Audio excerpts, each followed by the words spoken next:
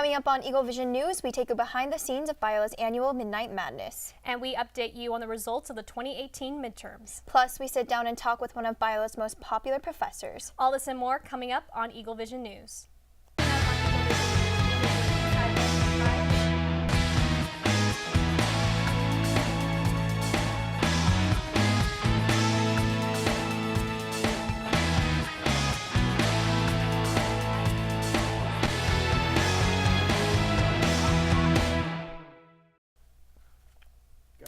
Welcome to EagleVision News. I'm Aisha Lee. And I'm Hannah Miller. Our top stories for today.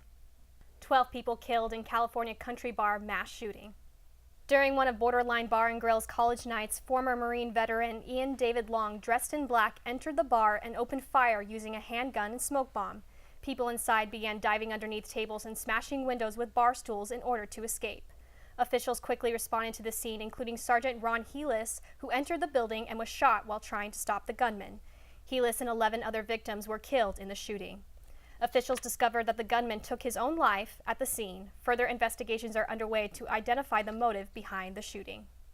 President Donald Trump approved an expedited request for a major disaster declaration for the state of California on Monday. Trump stated on Twitter that he, quote, wanted to respond quickly in order to alleviate some of the incredible suffering going on, end quote. The major disaster declaration will provide the state of California with federal resources. The Woolsey fire in Southern California has scorched 96,416 acres in the Los Angeles and Ventura counties. The death toll is currently at 2. Camp Fire in Northern California is the deadliest wildfire in the state's history, with the death toll currently at 42. More than 52,000 people have been evacuated and 1,385 people are in shelters due to the fire. As of Monday night, both fires are 30% contained, and the causes of these fires are still undergoing investigation. Last Tuesday was not only an important day for California, but for the country as a whole. Our reporter Jonathan Linden is here to share with us the results of the midterm elections. Yeah. Thanks, guys. Yesterday, Democrat Kristen Sinema won Arizona's U.S. Senate seat almost a week after the midterm elections. Sinema, a current U.S. Congresswoman, will become Arizona's first Democratic U.S. Senator since 1994 and solidifies Arizona as a future swing state between the Democrats and Republicans. Yesterday, the U.S. declined to sign an international call to protect citizens against cyber attacks. The agreement, which was called the Paris Call for Trust and Security in Cyberspace, was signed by 51 countries, over 130 companies, and 90 universities in an effort to move towards what some are calling the Digital Geneva Convention. In terms of what is in the convention, the new efforts will prohibit, quote, indiscriminate or systemic harm to individuals and critical infrastructure. According to the Wall Street Journal, the U.S. and China have restarted talks on trade just a few weeks before the two countries' leaders will be meeting. For the trade agreement, the U.S. is demanding that China come up with a clear offer before negotiations on a trade deal can begin, with China wanting to talk first and make a firm proposal later. Chinese government officials have declined to comment on the report, but did acknowledge that there has been recent communications between U.S. President Donald Trump and Chinese leader Xi Jinping. Thanks, Jonathan. Nice. Powerful and impactful events are held within our own community, including the Walk for Freedom. Our reporter Bobby Terrell was there to give us an insight to the event. Silence. That's exactly what these protesters are walking in as they boldly proclaim their convictions against human trafficking. Kiosks at the event house pamphlets, and an A21 rep tells us exactly what they hope to achieve. To make an impact in the city that we're in and that we're walking in, to bring awareness to human trafficking of all sorts, whether it's child labor, whether it's sex trafficking, any type of forced labor. A21 encourages participants to write letters to survivors in the restoration facilities so their spirits can be uplifted. 50 countries in over 400 cities all across the globe. People are gathered here today in order to help abolish human trafficking in every form. It's important that the community be aware, increasingly aware of this issue. And when you use your voice, or in this case your feet, your hands, hold placards, you're proclaiming that people need to be paying attention. When I was 13 years old, I was kidnapped and I was trafficked for 9 months before I was able to escape. I just want to make a difference and be the voice for those that can't speak out for themselves. A21 will continue to gather to give a voice to the voiceless. This has been Bobby Terrell for EagleVision News. It's basketball season here at Biola University, and our reporter Quinn Gorham shares with us how our Biola men's basketball team started off the season. Thanks, guys. Biola's men's basketball team started their season off with a strong performance against Cal State San Marcos last week. Despite an early deficit at the start of the game, the team was able to put together a 12-2 run coming out of the first half 31-32. Thanks to a couple of clutch performances by seniors Alex Talma and Trevor Trainin, the Eagles shined in the second half, outscoring their opponents 43-36, resulting in a win. The final score was 64-58. In the NFL this past Sunday, New Orleans quarterback Drew Brees came one step closer to breaking yet another record. After breaking the all-time passing yard record last month, Brees set yet another milestone last Sunday, passing legendary quarterback Brett Favre for second most touchdowns of all time. The current record is held by Peyton Manning, who passed for 539 touchdowns in his 17-year career, while Brees now has 509. Catcher Joe Mauer announced his retirement last weekend after a 14-year career with the Minnesota Twins. Mauer finished his career with a .306 batting average and a 54.9 WAR. His retirement has already started conversations among baseball fans as to whether or not he belongs in the Hall of Fame. As for Mauer, he had this to say, quote, "Thank you, Minnesota Twins, and thank you, fans, for making my career as special and as memorable as it was. Because of you, I can leave the game I love with a full and grateful heart." So one of the biggest school events that we have is Midnight Madness. Did you go to that? Yeah, I actually went to the event. I always think it's fun to see all the athletes come out onto the gym floor. Yeah. It's really energizing just like to see the whole gym all excited like that. Yeah, I totally agree. I went a couple years ago, I think, and it was a ton of fun. One of my most favorite events, definitely on campus. Yeah. And our reporter Joel Asher was there to tell us more about what went down at Midnight Madness this year. Students took to the gym once again this year for Biola's annual Midnight Madness. This all-school pep rally kicked off the 2018 to 2019 basketball season at Biola with a bang. Students came out to Midnight Madness to get hyped for the new sports season and even received these free Beat Azusa shirts at the door. The night kicked off with a riveting performance by Biola's dance and cheer teams and a big introduction to this year's men and women's basketball team. It does bring a lot of attention to women's basketball since we don't get a lot of it, and I think it's really great that the school gets to see both teams come out here and compete against each other. The two Biola basketball teams went head-to-head in a three-point contest, with the women coming out on top by a score of 30-19. The men's basketball team made up for this loss by putting on a show in the night's dunk competition. Senior guard Trevor Trainin took home the victory with an impressive reverse dunk. It feels so good because it's my fourth year doing it, and I haven't gotten a win yet. So I had to leave with a win, so I'm happy that I got it this year. The night ended after all Biola athletic teams came out to represent their sport. Per tradition, the Biola student population rushed to the floor to get pumped for this upcoming athletic season. Midnight Madness is great. It brings all the students together and we can rally for the sports team, and I really love the encouragement that the student body gives us. This has been Joel Asher reporting for EagleVision News.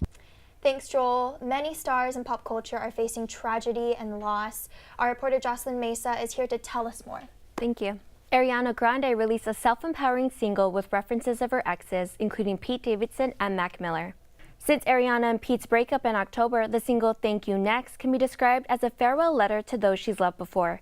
Lyrics like Thank You to Malcolm, He Was an Angel, and the mention of being engaged to Pete are just a few of those Ariana wrote in the song. According to Vox, part of the magic of the single is how it embodies gratefulness and empowerment. In the same week, Ariana dropped a music video for Breathin' and is tweeting about a new album she's working on. SoCal wildfires are threatening Will Smith and several other celebrity homes. Will Smith took to Instagram to inform fans the fires were just 8 miles away from his house. He encouraged others to leave if they were in the evacuation zone. Other stars like Caitlyn Jenner and Sophia Hutchins left their Malibu home not knowing the state of their house. Reports later confirmed their Malibu home was affected by the flames. We have a special guest here on the show today, and you may recognize him for being the professor with the iconic April Fool's trick. So welcome. So students across Biola know you for your super famous April Fool's prank. It also has millions of views on YouTube.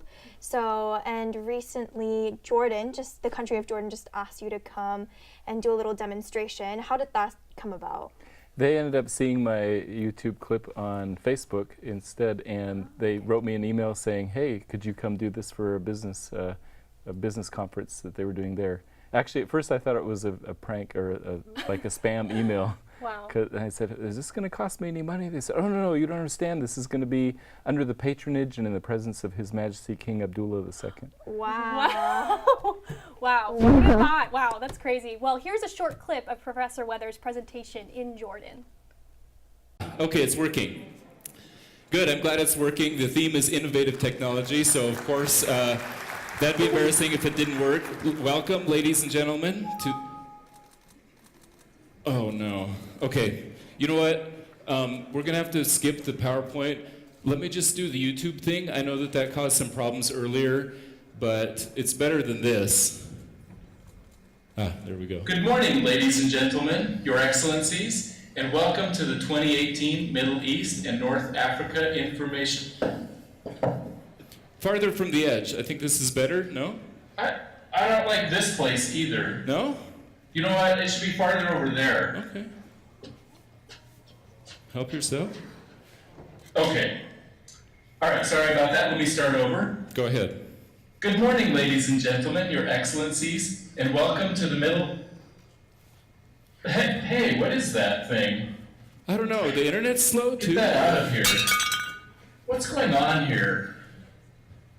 Oh, I don't like this browser. Let me try a different one. Chrome is right there. Oh, okay. Aha. Yeah, you could just use this one instead if you want. Okay. Much better. Okay. Good morning, ladies and gentlemen, Your Excellencies, and welcome. Oh no. You know what? I know we shouldn't have used a YouTube video. Look at all these problems. See this whole mess? This whole mess? This is all your fault. It's not my fault. I think it's your computer. My computer? Here, let me see it. Well, I loved watching that video. It looked like a ton of fun. But what was that experience like for you? It was amazing. It was fun being there. It was an interesting place to, just an interesting society to be in, and they loved it. So I got some great reactions. They came up to me and said, "Oh, I've seen your stuff." Some people knew who I was. So I felt like royalty. I felt like I was treated really well. Wow, that's awesome. Did you make any friends while you were there? Yeah, the host of the show, we got to hang out with him quite a bit. Oh, okay. And then we actually got to go to Petra for a whole day with a couple people, wow, and that was really fun. What were some of the highlights from that? Riding a camel on a Roman road that was paved 2,000 years ago, just like people were riding camels 2,000 years ago. Wow, okay. Wow. So that trick, did you practice it beforehand, or are you just so experienced from all the years of doing the April Fool's prank?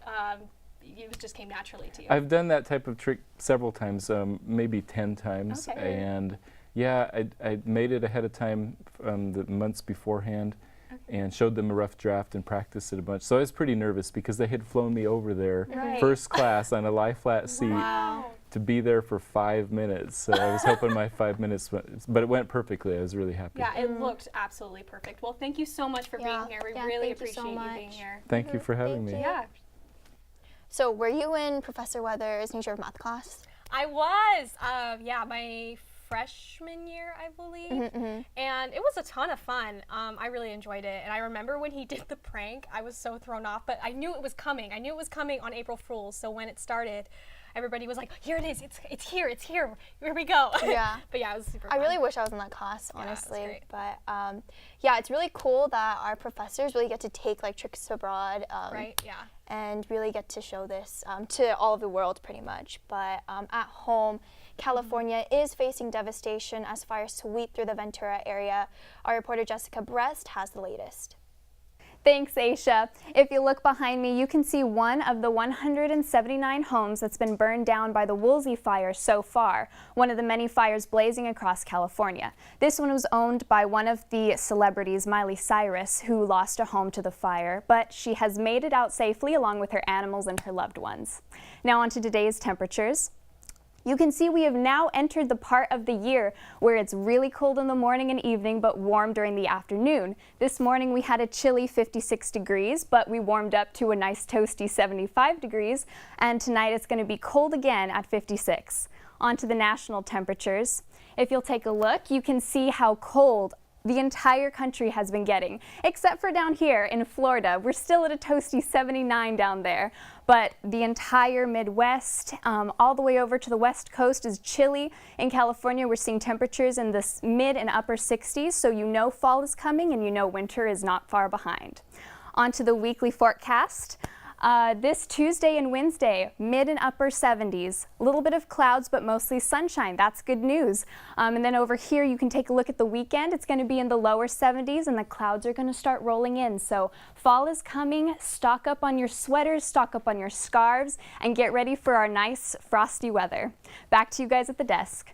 Thanks, Jessica. Well, that's all we have for you today, but be sure to watch us next time on EagleVision. Be sure to follow us on Facebook, Instagram, Twitter, and YouTube for more updates. That's it for today, and we'll see you next week.